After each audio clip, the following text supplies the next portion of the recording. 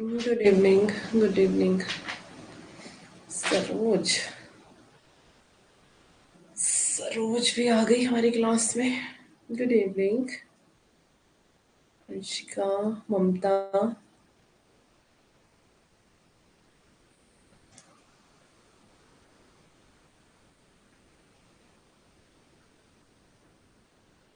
मेरी आवाज़ सही है? Good evening Anuradha. आवाज़ ठीक है मेरी? क्लियर है?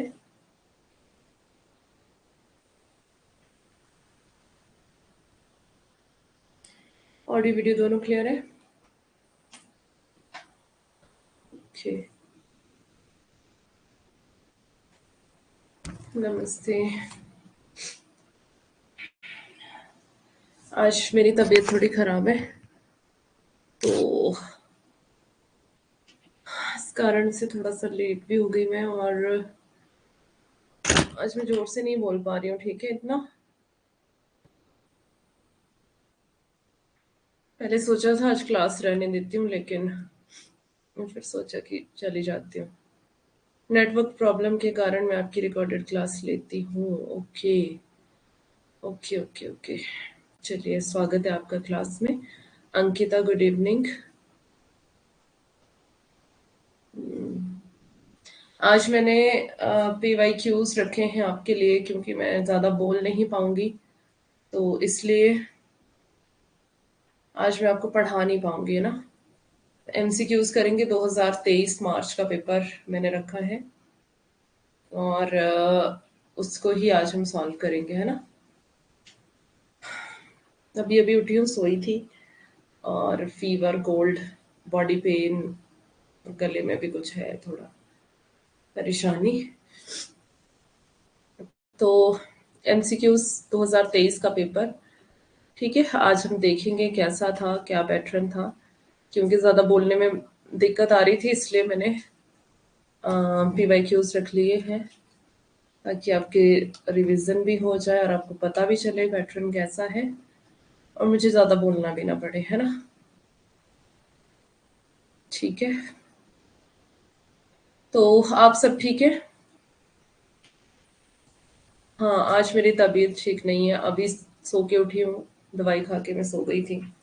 अभी भी उठी हूँ और ठंड लग रही है, कोल्ड है, फीवर है, गले में प्रॉब्लम है। आगे गले में भी छाले से हुए हैं, कुछ पता नहीं। Good evening Anjali. हाँ, कोई बात नहीं, मैंने इसीलिए पेपर रख लिया आपके लिए, PYQs रखे हैं, क्योंकि मैं ज़्यादा नहीं पढ़ा पाऊंगी इस वजह से। हम्म। हाँ, आराम कर लूंगी अगर ज़्यादा दिक्कत आई तो। ठीक है, तो अभी हम चलते हैं, क्योंकि टाइम भी हमारे पास कम ही होता है, आपको पता है, हम टाइम वेस्ट नहीं कर सकते हैं। गुड इवनिंग मधु। तो थोड़ा सा कर लेते हैं, फिर चलते हैं, है ना। जब आप टॉपिक कराओ तो पहले प्रकरण 4 कराना, भक्ति काल का, पर इट्स ओके, रेस्ट करो। ममता, अभी 4 प्रकरण हुआ नहीं क्या? खत्म नहीं हुआ है अभी वो? अच्छा, अभी रहता है ना, कोई बात नहीं। आज नहीं पढ़ा रही हूँ, इसलिए मुझे कुछ नहीं पता। नहीं, हाँ, गुड इवनिंग।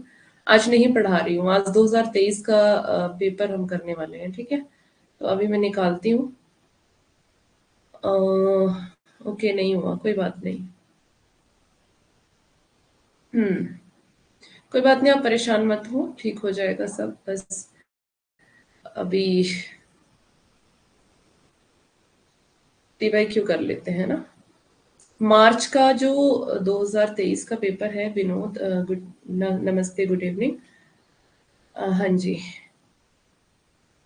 तो मार्च वाला जो 2023 का पेपर है, वो आज हम करेंगे, है ना। ये 35 क्वेश्चन तक हुआ था, जो यूट्यूब पे हमने किया था। इसके आगे ही मैंने वो क्वेश्चंस रखे हैं। आवाज इतनी ठीक है, या फिर और थोड़ा जोर से बोलना पड़ेगा मुझे?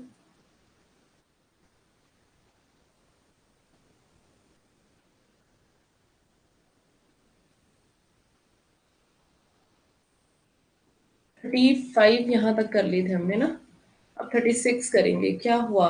मुझे कोल्ड फीवर और बॉडी पेन हो रही है, अभी दवाई लेके सो गई थी, अभी अभी उठी हूँ कि क्लास का टाइम हो गया था, तो मैंने सोचा कि थोड़ा सा आपको करवा लेती हूँ पेपर। आज पढ़ा नहीं रही हूँ इसीलिए। ठीक है, ओके। आज पढ़ा नहीं पाऊंगी, मैं ज्यादा बोल नहीं पाऊंगी, एमसीक्यूज में थोड़ा कम बोलना पड़ेगा मुझे इस वजह से। तो चले, तैयार हैं आप? तैयार हैं तो फिर हम शुरू करते हैं ना। प्रश्न नंबर 36। 36 है या एक है, जैसा भी होगा आगे देखते हैं ना। आपको जवाब देना है अब। हाँ, एक ही रखा है यहाँ पर। प्रश्न नंबर 1, इसके लिए आपको जवाब देना है।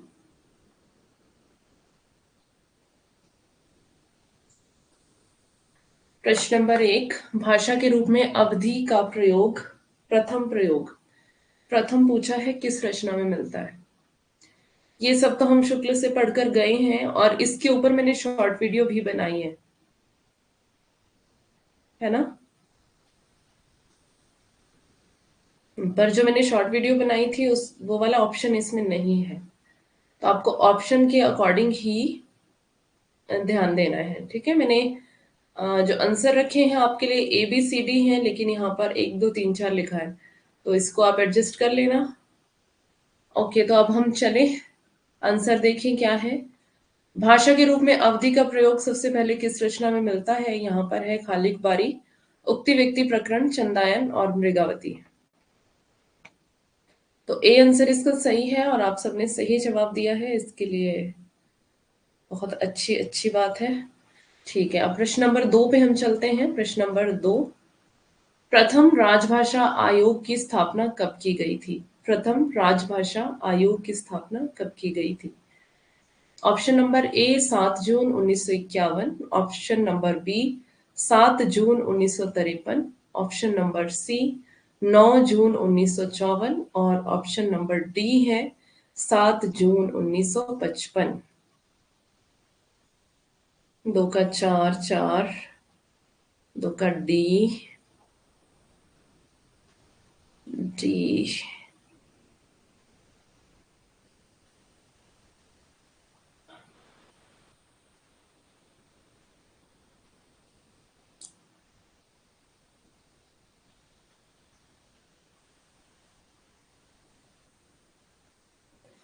दो का डी।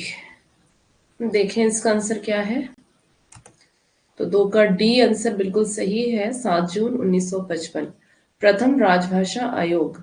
जिसको नहीं पता है अपना कॉपी पेन निकालें और साथ में आप नोट भी करते चलें। ठीक है,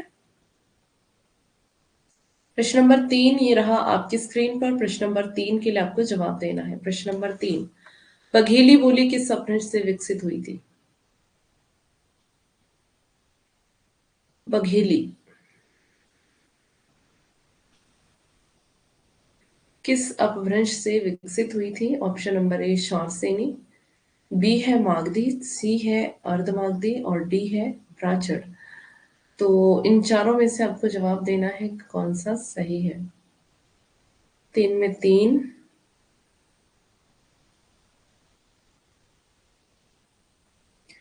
3 का 3,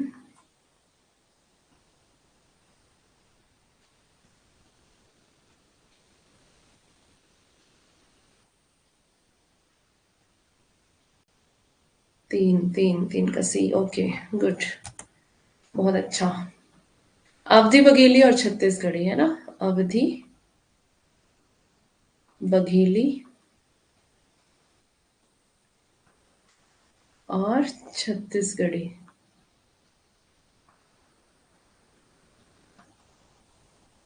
ये है तीनों पूर्वी हिंदी की बोलियां है ना। पूर्वी हिंदी, पूर्वी हिंदी की बोलियां हैं ये। और अर्धमागधी से इनका विकास हुआ है, अर्धमागधी से विकसित हुई है ये। ठीक है, चलें आगे।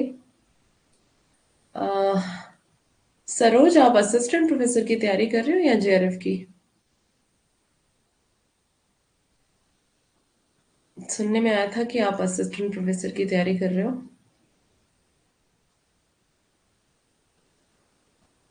ओके, प्रश्न नंबर 4 आपकी स्क्रीन पर। 4 के लिए जवाब दें, मैं अभी आई।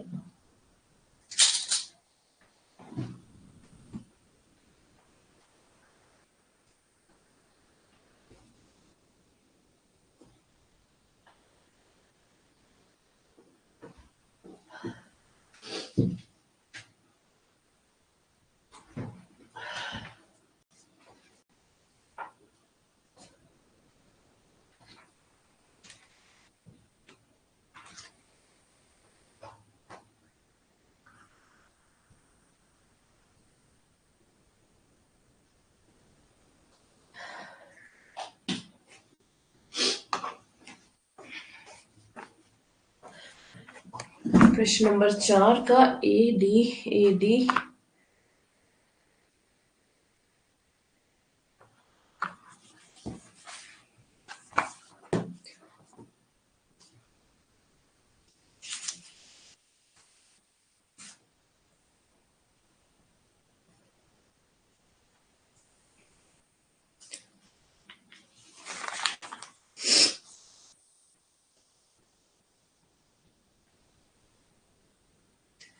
अच्छा, सही सुना था।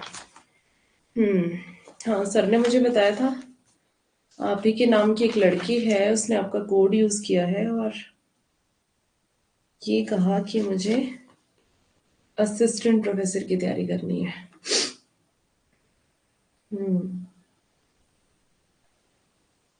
ओके, तो यहाँ पर हम देखते हैं जेआरएफ क्लियर है, वेरी गुड, बहुत अच्छी बात है। जेआरएफ होल्डर भी हमारी क्लास में है। ठीक है, इसका आंसर देखते हैं क्या है। डी इसका आंसर है, झ। स्पर्श संघर्षी व्यंजनों में कौन कौन से आते हैं, जल्दी बताइए। स्पर्श संघर्षी व्यंजनों में कौन कौन से आते हैं?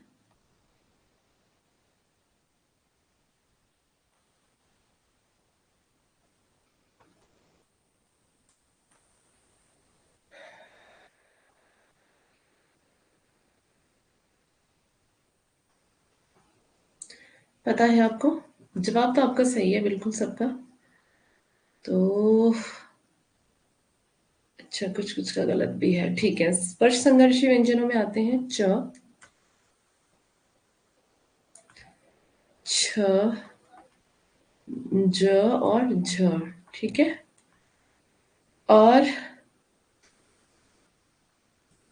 ये आपको ध्यान रखना है, ये स्पर्श संघर्षी व्यंजनों में आते हैं। ठीक है, और ये 2023 मार्च का पेपर करवा रही हूँ, ये पूछा गया था। ओके, आगे चलते हैं। प्रश्न नंबर 5, हिंदी साहित्य का आलोचनात्मक इतिहास नामक ग्रंथ में किस कालावधि का साहित्य इतिहास वर्णित है? हिंदी साहित्य का आलोचनात्मक इतिहास नामक ग्रंथ में किस काल अवधि का साहित्य इतिहास वर्णित है? इट्स ओके, कोई बात नहीं।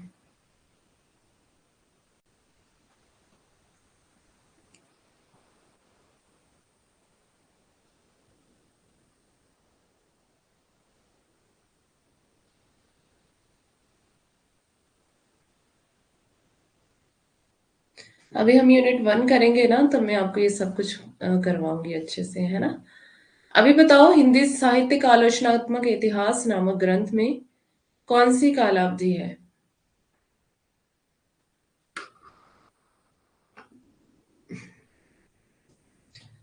आपने कोई फॉर्म भरा है सरोज, असिस्टेंट प्रोफेसर के लिए? आरपीएससी का, यूपीएचएससी का या एमपी का?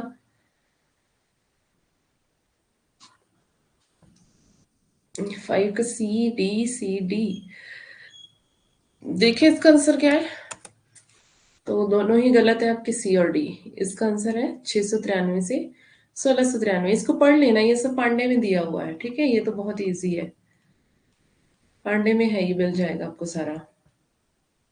आरपीएससी का, ओके।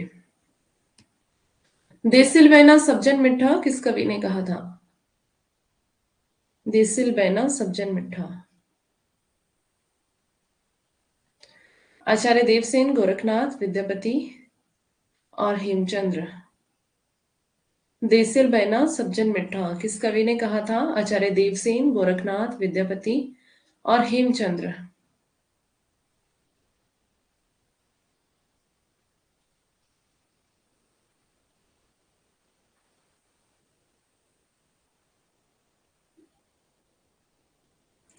कीर्ति लता। गुड। अंशिका, जो जो आप जेआरएफ की तैयारी कर रहे हो ना, यही आपको असिस्टेंट प्रोफेसर में आने वाला है, ठीक है? असिस्टेंट प्रोफेसर की भी सेम ही तैयारी होती है जो आप कर रहे हो अभी, ओके? इसीलिए कहती हूँ ध्यान से पढ़ा करो क्लास में। कुछ उसका सिलेबस थोड़ा सा डिफरेंट होगा आरपीएससी का, कुछ कुछ डिफरेंट होगा, उसको हम देख लेंगे, है ना? इसीलिए कहती हूँ ध्यान से पढ़ो। आपकी सिर्फ जेआरएफ की तैयारी नहीं हो रही है, आपकी असिस्टेंट प्रोफेसर की भी हो रही है, राइट? तो 6 का सी सी सी 3, सबने सही जवाब दिया है, ओके। तो कीर्तिलता में इन्होंने ये कहा है, ठीक है? देसी जैना देसिल बैना सब्जन मीठा, मतलब जो देसी भाषा है वो सारी भाषाओं में मीठी है। ठीक है, आगे चलते हैं। प्रश्न नंबर 7। राधा के प्रेम संवेदन के माध्यम से जीवन को समझने का एक सफल प्रयत्न किस रचना में है? राधा के प्रेम संवेदन के माध्यम से जीवन को समझने का एक सफल प्रयत्न किस रचना में है?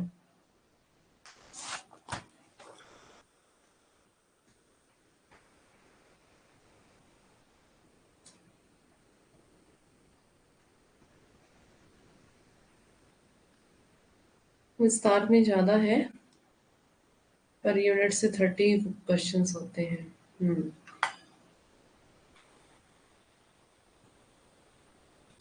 ओके, कोई बात नहीं, हम देखेंगे आपका सिलेबस क्या है, उस हिसाब से फिर तैयारी कर लेंगे, है ना?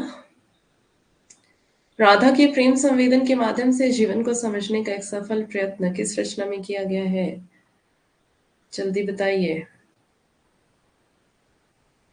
अब सभी सरोज को देख के जवाब मत देना, अपने दिमाग से देना, ठीक है?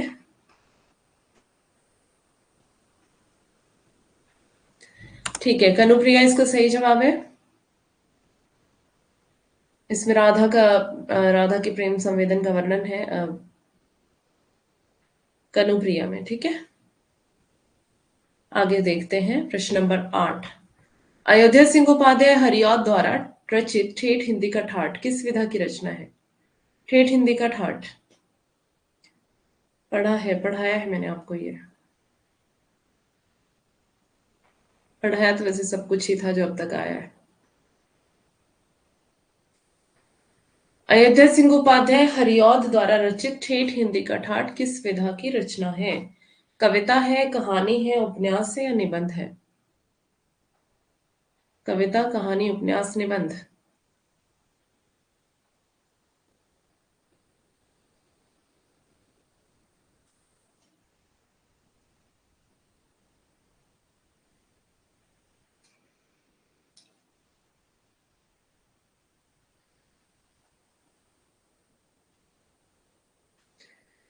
गुड, ये उपन्यास है, ठीक है, ठेठ हिंदी का ठाट।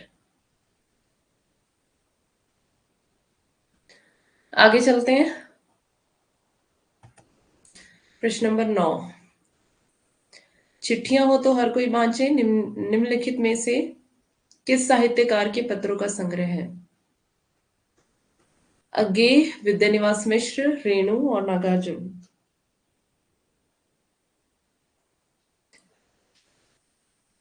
चिट्ठियां हो तो हर कोई बांचे, प्रश्न नंबर 9 के लिए जवाब देना है आपको, ठीक है?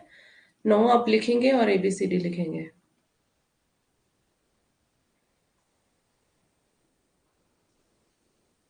पत्रों का संग्रह है, ध्यान दें।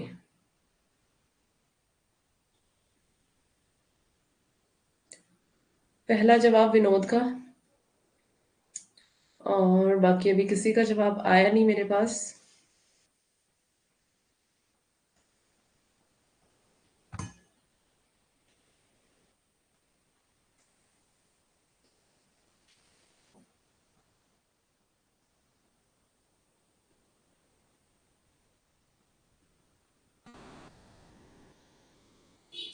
9 का 1,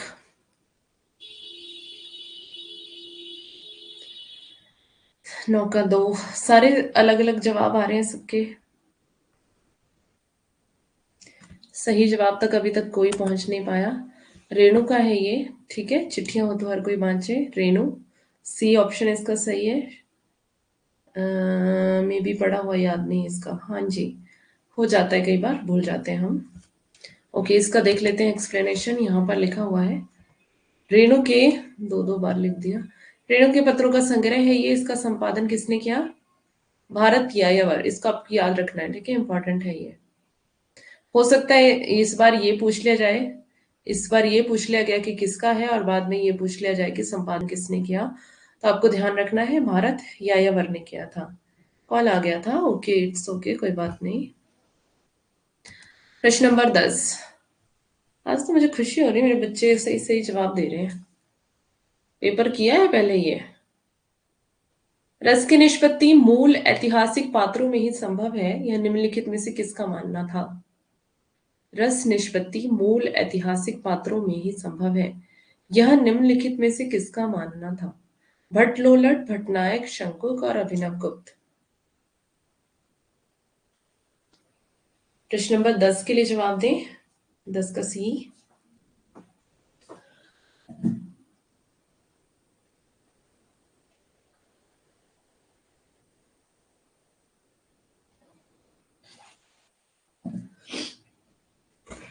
10 का सी, 10 का बी, 10 का 4।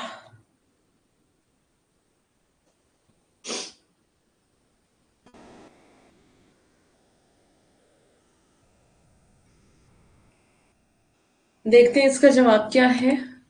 10 का ए, भट्ट लोलट। नेहा का सही जवाब है। और कौन है? और कौन है? और सबका गलत है ना। ओके, कोई बात नहीं। भट्ट लोलट नहीं पता है आपको, उसको आप लिख लेना अपने पास, ठीक है। प्रश्न नंबर 11। आचार्य क्षेमेंद्र ने काव्य के सूक्ष्म अति सूक्ष्म अवयव को लेकर उसके विशालतम रूप को ध्यान में रखते हुए औचित्य के कितने भेद किए हैं? आचार्य क्षेमेंद्र ने काव्य के सूक्ष्म अति सूक्ष्म अवयव को लेकर उसके विशालतम रूप को ध्यान में रखते हुए औचित्य के कितने भेद किए हैं? औचित्य संप्रदाय था ना क्षेमेंद्र का। मैम, आपने भारतीय और पाश्चात्य काव्य शास्त्र बहुत शॉर्ट में पढ़ाया। एक्चुअली प्रॉब्लम ये हो गई थी कि एग्जाम आ गए थे ना। एग्जाम आ गए थे और सारा कुछ लास्ट में इतना शॉर्ट में हुआ है कि समय ही नहीं मिल पाया था। बिल्कुल भी टाइम नहीं मिल पाया था। तो बहुत सारी चीजें हमने शॉर्ट में की हैं, सिर्फ काव्य शास्त्र ही नहीं। कहानी, उपन्यास, नाटक, मतलब लास्ट वाली जो यूनिट्स हमारे पास बच गई थी वो बहुत ही शॉर्ट में करनी पड़ी थी, क्योंकि एग्जाम बहुत जल्दी आ गया था। और अभी अभी तो बैच स्टार्ट हुए थे। मार्च में ही शायद हमने, हाँ मार्च में ही यहाँ पर फिलर फॉर्म पे पढ़ाना शुरू किया था। फिलर फॉर्म ने नया ज्वाइन किया था और एकदम से एग्जाम भी आ गए थे। तो उस वजह से ऐसे हो पाया है, लेकिन अभी हम अच्छे से करेंगे, आप चिंता मत करें, है ना। 11 के लिए जवाब देना है आपको। 11 का डी, 11 का 27, 11 का डी, डी डी बी, 11 का बी। चलो देखते हैं कितना है। सी इसका सही आंसर है, 28। ओके, कितने भेद किए हैं? 28 भेद किए हैं। बाकी यूनिट कवर कर सकते हैं, बट ये काव्य शास्त्र न्यू लगता है। ओके ओके, कोई बात नहीं, कर लेंगे इस बार, है ना। इस बार थोड़ा जल्दी पहले उसको पढ़ लेंगे। प्रश्न नंबर 12। मूल धातु से संबंधित वक्रता को कहा जाता है? मूल धातु से संबंधित वक्रता को कहा जाता है पूर्ण विन्यास वक्रता, पद पूर्वार्ध वक्रता, पद परार्ध वक्रता और वाक्य वक्रता। इसके लिए एक्चुअली बुक्स पढ़नी पड़ती है, और बुक्स बहुत कम टाइम है पढ़ने का भी। निशा अग्रवाल की बुक से ये सारे क्वेश्चन आए हुए थे ज्यादातर। मूल धातु से संबंधित वक्रता को कहा जाता है पूर्ण विन्यास वक्रता, पद पूर्वार्ध वक्रता, पद परार्ध वक्रता और वाक्य वक्रता। 12 के लिए आपको जवाब देना है। प्रश्न नंबर 12।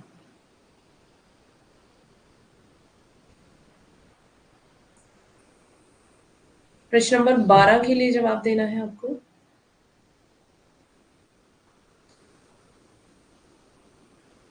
किसी का भी जवाब नहीं आ रहा है, मैं आंसर बता रही हूँ। पद पूर्वार्ध वक्रता इसका सही जवाब है।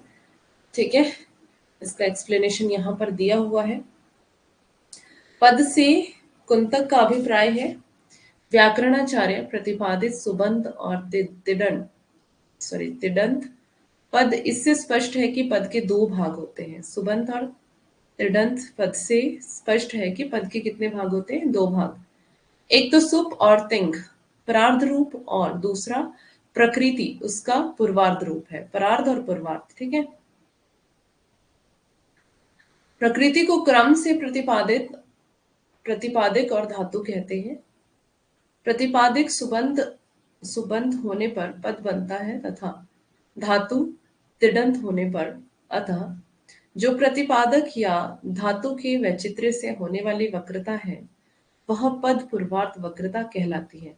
तो ये निशा अग्रवाल की बुक से है। पेज नंबर में आप भूल गई रखना।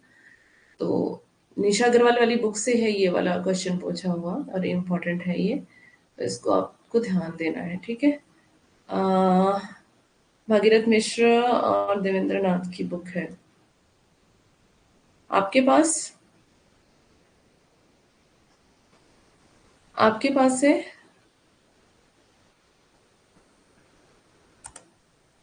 लिरिकल बैलेड्स 1978 किन दो कवियों की कविताओं का संग्रह है? लिरिकल बैलेड्स का यहाँ पर समय दिया हुआ है 1978, और आपको पता होगा कि ये दो कवियों ने मिलकर लिखा हुआ है। दो कवियों की कविताओं का संग्रह है इसमें। PYQ है और पहले भी पूछा गया है। ठीक है, ओके। भगीरथ मिश्र और निशा अग्रवाल की, आप निशा अग्रवाल की भी ले लो आप। ठीक है। प्लेटो एवं अरस्तु, वर्ड्सवर्थ और कॉलरिज, इलियट और रिचर्ड्स, क्रोच और मैथ्यू अर्नाल्ड, इनमें से कौन सा ऑप्शन सही है? प्रश्न नंबर 13 के लिए। PYQ है, पहले पूछा गया है, दोबारा मतलब पहले कई बार पूछा गया है। लिरिकल बैलेड्स का समय भी बहुत बार पूछा गया है, ध्यान दें। 1978। 13 का बी, 13 का बी, 13 का बी। चलिए, 13 का बी आंसर सही है, बिल्कुल, वेरी गुड। अब चलते हैं हम आगे। प्रश्न नंबर 14। किसी भाषा का साहित्य में व्यवहार ना होना इस बात का प्रमाण नहीं है कि उस भाषा का अस्तित्व ही नहीं था। यह कथन किस लेखक का है? किसी भाषा का साहित्य में व्यवहार ना होना इस बात का प्रमाण नहीं है कि उस भाषा का अस्तित्व ही नहीं था। यह कथन किस लेखक का है? निशा अग्रवाल की बुक का नाम, बुक्स पे मैंने क्लास ली है ना बेटा, वो देखी थी आपने यूट्यूब पर। शुक्ल और रामस्वरूप चतुर्वेदी की कैसी है? शुक्ल शुक्ल और रामस्वरूप चतुर्वेदी, रामस्वरूप चतुर्वेदी की छोटी सी बुक है, और पढ़ते टाइम तो लेकिन टाइम लगता है। शुक्ल वाली तो आपको रोज ही दिखाती हूँ मैं यहाँ पर, है ना। अच्छी हैं दोनों बुक्स, वो भी बहुत अच्छी हैं। आजकल बुक्स से बहुत सवाल आते हैं ना।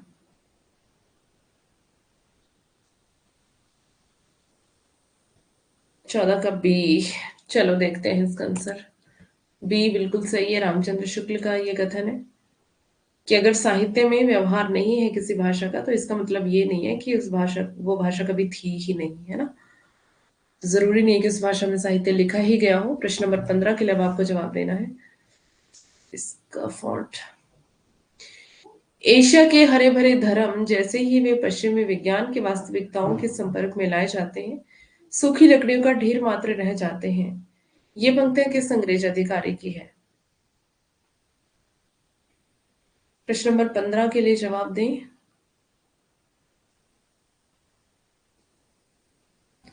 600 पेज है शुक्ल में। शुक्ल काफी मोटी है, और उससे भी ज्यादा मोटी तो आपने देखी नहीं है ना अभी, तिवारी वाली, रामचंद्र तिवारी। सबसे ज्यादा मोटी बुक तो मुझे लगता वही है।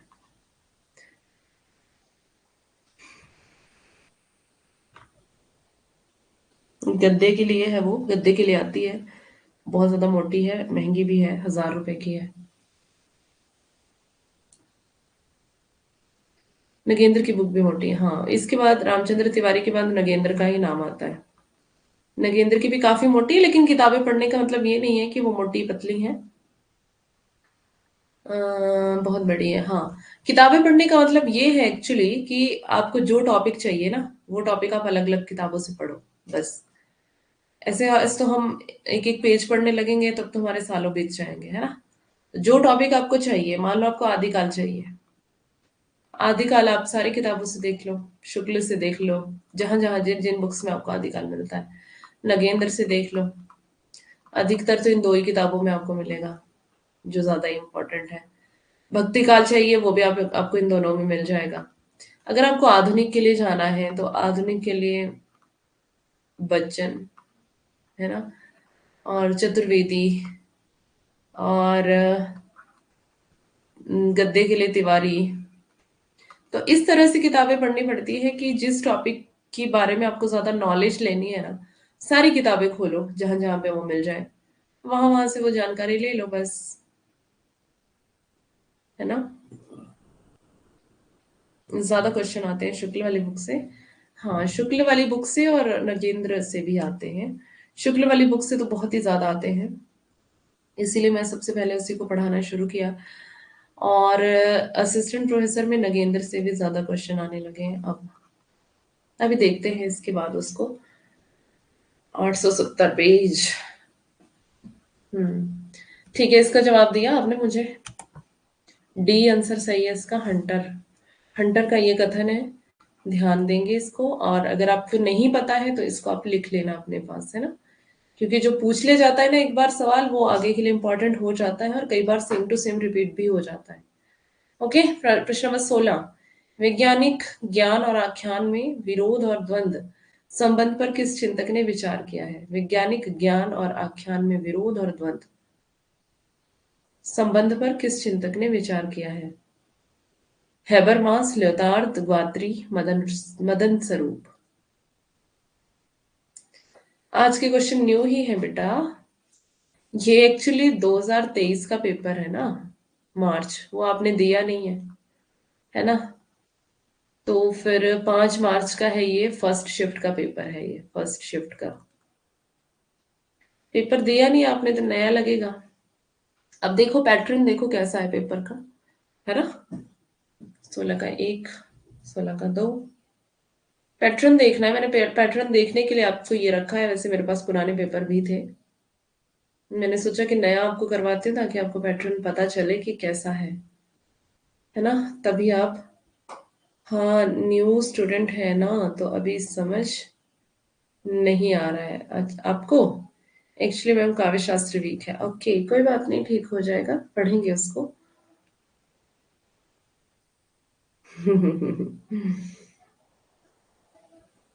फर्स्ट शिफ्ट ऑफ लग रहा था।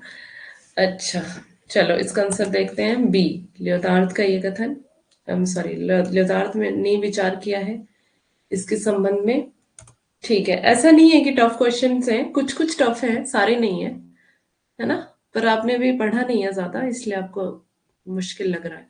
उदंत मार्तंड को प्रकाश में लाने का श्रेय, ये तो पढ़ा चुकी हूँ मैं। निम्नलिखित में से किस विद्वान को दिया जाता है? राधा कृष्ण दास, ब्रजेंद्र नाथ बंदोपाध्याय, नारायण दत्त और भगवती चरण चट्टोपाध्याय। अभी पढ़े नहीं है तो समझ नहीं आ रहे। ओके, अंजलि को, ओके ओके, कोई बात नहीं अंजलि, समझ आएगा आपको धीरे धीरे, है ना। बस आपको जो नई चीज मिलती है ना, जो भी नई चीज मिलती है उसको नोट डाउन करते चले। नोट करना है उसको, छोड़ना नहीं है। शॉर्ट नोट्स जितना बनाओगे आपके लिए फायदा है। शॉर्ट नोट्स जितना बनाओगे आपके लिए फायदा है। 19 का डी। चलो, अभी हम YouTube पे जो हमारी क्लास हुआ करेगी इसमें हम एमसीक्यूज रखेंगे। जो हम पढ़ रहे हैं अभी, हमारा पूरा हफ्ता जो है कृष्ण भक्ति शाखा चलेगा ना, कृष्ण भक्ति शाखा शुक्ल से। तो पूरे हफ्ते में ही खत्म होगा वो। आज वेंसडे है, और आज तो मैंने नहीं पढ़ाया। थर्सडे, फ्राइडे, सैटरडे, ठीक है, 3 दिन में मैं कोशिश करूंगी वो खत्म हो जाए। मंडे को हम उसी पे टेस्ट रखेंगे। मंडे को, ठीक है। और टेस्ट में मैं PYQ और MCQ दोनों, जितने भी क्वेश्चंस बनेंगे, मतलब जितने भी मैं करवा सकती हूँ जल्दी जल्दी उतने मैं आपको करवा दूंगी। हम ऐसे ही किया करेंगे, यूट्यूब क्लास पे टेस्ट और यहाँ पर पढ़ना है हमने। तो आपका क्या होगा, रिवीजन भी होता रहेगा, जो आपने पढ़ा है वो भी आपको ध्यान में रहेगा, नया भी नहीं लगेगा आपको, है ना। ये मैंने कल कल थी हमारी यूट्यूब क्लास, तो मैं कल ये बात सोच रही थी कि आपको ऐसा ही करने को दे, मतलब करना पड़ेगा अब, क्योंकि जो आपने सीखा है वो आपको फिर भूलता जाएगा अगर आप रिवीजन नहीं करेंगे। अब खुद से पता नहीं आप कर रहे हो कि नहीं कर रहे हो, तो इसलिए यूट्यूब क्लास तो हमारी होती ही है ना। तो उसमें हम उसी पे टेस्ट करेंगे जो हमने पढ़ा है। अभी देखो हमने आदिकाल पे मैंने आपसे क्वेश्चंस पूछे थे, आदिकाल भक्ति काल पे, कल कल और परसों, है ना, आदिकाल और भक्ति काल। तो बहुत सारे क्वेश्चन, अभी हमारे सिर्फ 35 क्वेश्चंस कर पाए थे हम, लेकिन अब हम कोशिश करेंगे हम ज्यादा से ज्यादा कवर करें, PYQs भी आ जाए उसमें, MCQs भी आ जाए। ऐसे हमें समझ नहीं आएगा।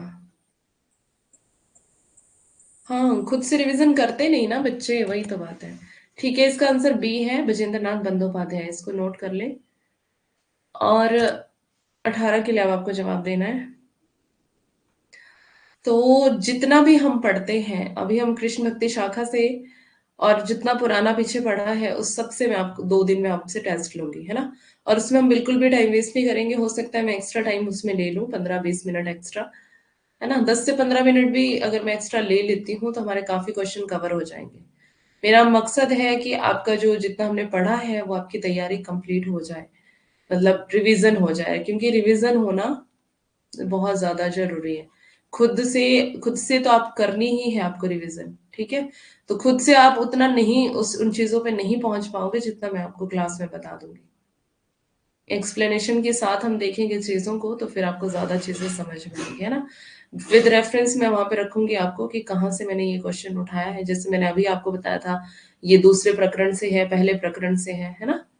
जल्दी जल्दी करना है, हाँ। तो जितना जल्दी आंसर दोगे, देखो यहाँ पे कितना जल्दी आंसर आ रहे हैं, यूट्यूब पे इतने जल्दी आंसर नहीं आते हैं, फिर मैं क्या करूंगी बताओ।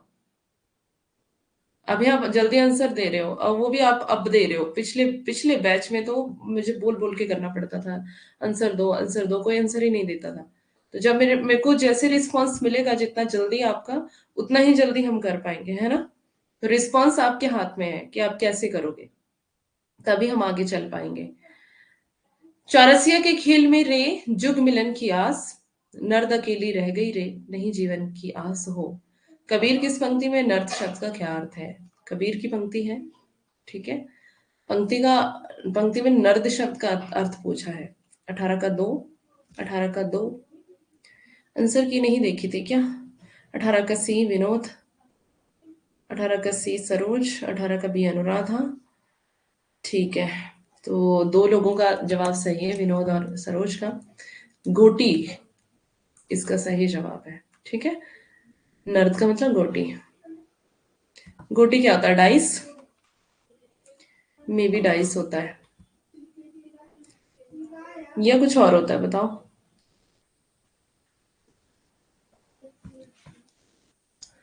आगे चले, 19, क्वेश्चन नंबर 19 पर। अंधेरे में काव्यवाचक किसे पितः पितः ओ कहकर संबोधित करता है। पढ़िए अंधेरे में कविता।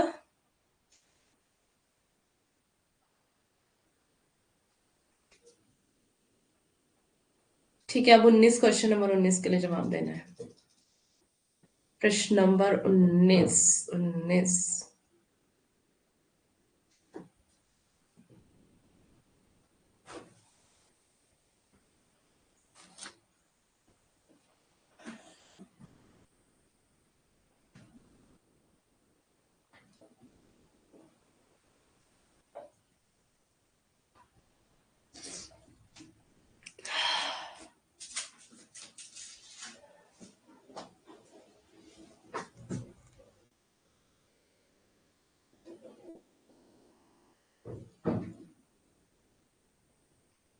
19 का 2, 19 का 2,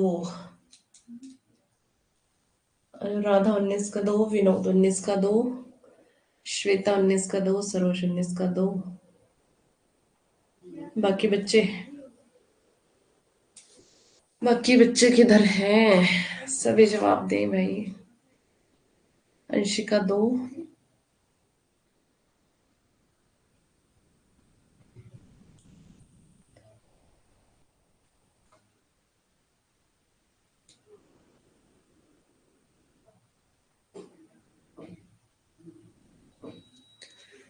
चलिए, इसका आंसर है डी, तिलक।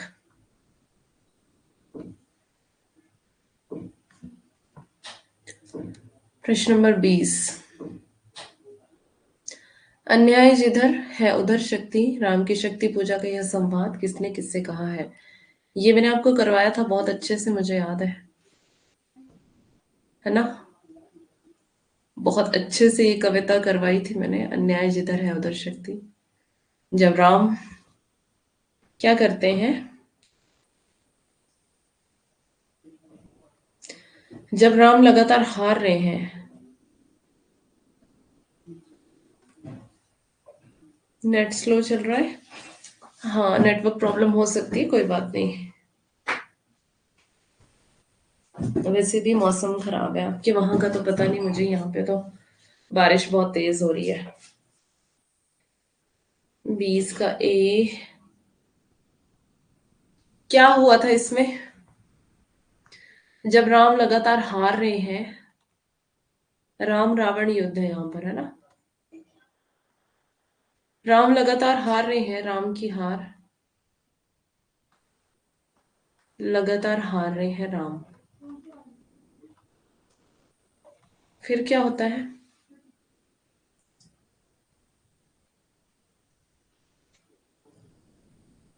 क्या कहते हैं राम? अन्याय जिधर है उधर शक्ति, इसीलिए ये वाला कथन कहते हैं, अन्याय जिधर है उधर शक्ति। मतलब क्या? अन्यायी है रावण और शक्ति भी उसी के फेवर में है, देवी भी उसी के फेवर में है, इसीलिए वो जीतता जा रहा है रावण, है ना? तो राम की शक्ति पूजा किसकी कविता है ये? और इसका समय भी बताइए साथ में।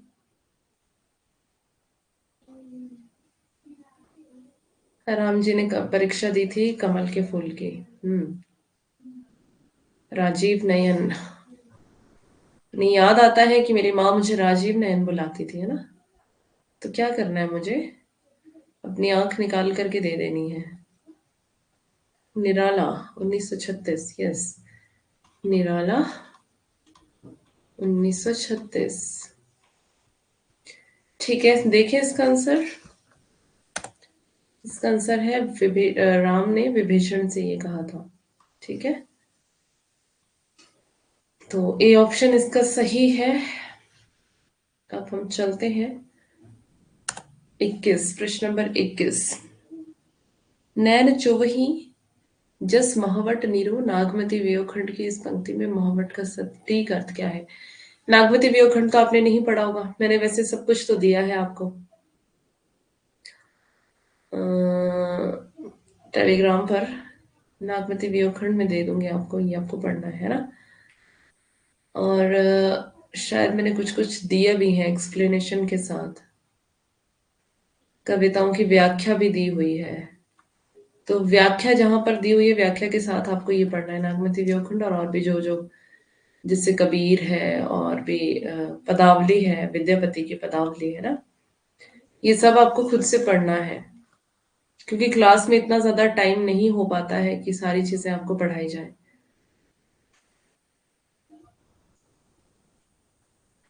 आपको नहीं मिला? ओके, टेलीग्राम चैनल ज्वाइन है आप? ज्वाइंट है आप टेलीग्राम पर? टेलीग्राम चैनल को ज्वाइन कर लेंगे सारे। यहाँ पे आपको मैं दे दूंगी इसको, ठीक है? क्योंकि लंबी फाइल्स जो हैं वो हम टेलीग्राम पर भेज सकते हैं आराम से, तो टेलीग्राम ज्वाइन कर लेना। और सरोज हिंदी करके सर्च कर लेना, Saroj Hindi filler form. Saroj Hindi filler form, या फिर जो हमारी यूट्यूब पे लाइव वीडियोस होती है ना, लाइव क्लासेस, उसी के डिस्क्रिप्शन में लिंक दिया होता है, मोर में जाकर के लिंक दिया होता है, उस लिंक से डायरेक्ट आप ज्वाइन हो सकते हैं। ठीक है, डायरेक्ट ज्वाइन हो सकते हैं लिंक से। वहां पर जो जो चीजें मेरे पास मैम मुझे भी नहीं मिला। ओके, तो नहीं होगा मैंने दिया हुआ, कोई बात नहीं, आज अभी दे दूंगी। आज नहीं बोलती मैं पक्का, क्योंकि तबीयत थोड़ी खराब है। और जैसे ही मुझे टाइम मिलेगा या कल तक या परसों तक मैं आपको वो वहां पर दे दूंगी सारे नोट्स। तो आपको पढ़ने हैं, ठीक है, सिर्फ नोट्स लेके रखने नहीं है, पढ़ने हैं आपको। अगर पढ़ोगे तभी आपका फायदा है, तो नोट्स पढ़ लेना। ठीक है, जितना भी एक्सप्लेन के साथ में आपको ये सारी चीजें दूंगी, आपको पढ़नी है बस। जो चीजें समझ नहीं आएंगी उसको अपनी क्लास में पूछना है। यहाँ पे पूछा है इस पंक्ति में महावत का अर्थ, सटीक अर्थ पूछा है। महावत, महत्तावट, माघ की झड़ी और महावट। क्या आंसर दिया आप लोगों ने इसका? 21 का सी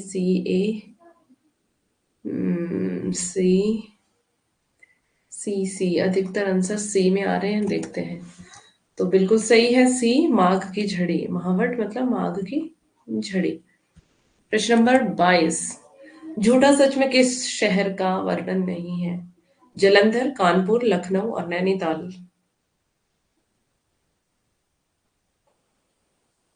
झूठा सच उपन्यास आपने पढ़ा है? देश विभाजन पर आधारित है ये भी पूछा जाता है कि देश, वहां पे कई सारे उपन्यास आपको दे दिए जाएंगे, तो पूछा जाएगा देश विभाजन पर कौन सा आधारित नहीं है। तो तमस्वी जो है वो भी विभाजन पर आधारित है। और ये वाला भी।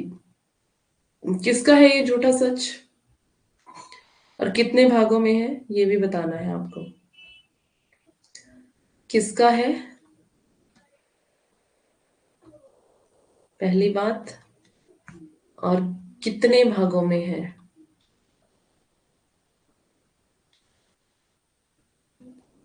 दूसरी बात। और इनके भागों के नाम भी बताने हैं। यशपाल, गुड, वेरी गुड, 58 से 60। हम्म, अरे वेरी गुड वेरी गुड, 58 और 60। मैंने यहाँ बोल दिया कितने भागों में, और दो लिख भी दिया है ना। मेरी बेवकूफी देखो। चलिए, आपको पता ही ये दो भागों में है, नाम बताइए दोनों भागों के। यशपाल, यशपाल का है। दोनों भागों के नाम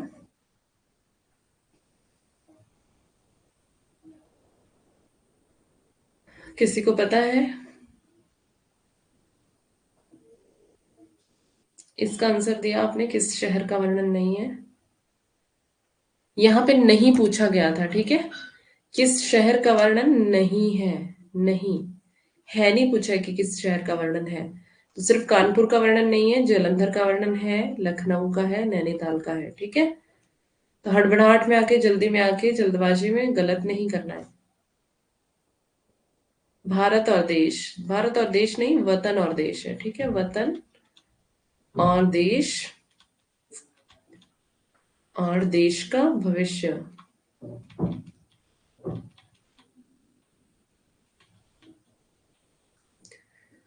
ठीक है, अच्छा प्रयास है लेकिन आपका। प्रश्न नंबर 23 पे चलेंगे। प्रश्न नंबर 23, मुझे उन लोगों से जरा भी हमदर्दी नहीं है जो बातें तो करते हैं कम्युनिस्टों की सी, मगर जीवन है रईसों का सा, उतना ही विलासमय उतना ही स्वार्थ से भरा हुआ। यह कथन किस उपन्यास का है? मुझे उन लोगों से जरा भी हमदर्दी नहीं है जो बातें तो करते हैं कम्युनिस्टों की सी, मगर जीवन है रईसों का सा, उतना ही विलास में उतना ही स्वार्थ से भरा हुआ। ये कथन किस उपन्यास का है? झूठा सच, गोदान, मैलांचल और जिंदगी नामा।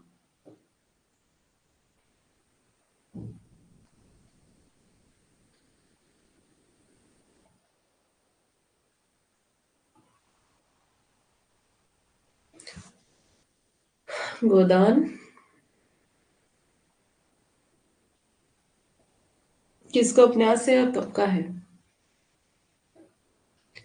23 का 3। गोदान किसका है और कब का है?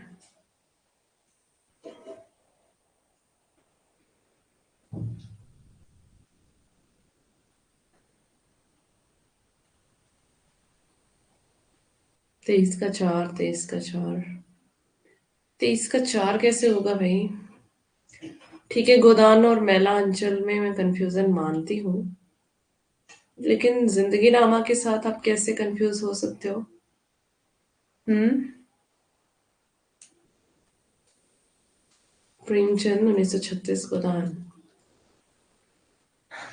तो गोदान का ये कथन है, ठीक है।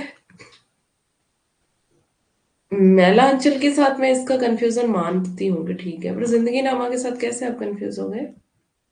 हम्म। थोड़ा सा ध्यान से, ठीक है। प्रेमचंद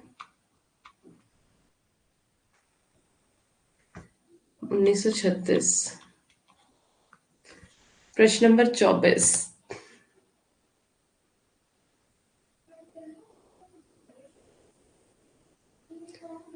प्रश्न नंबर 24।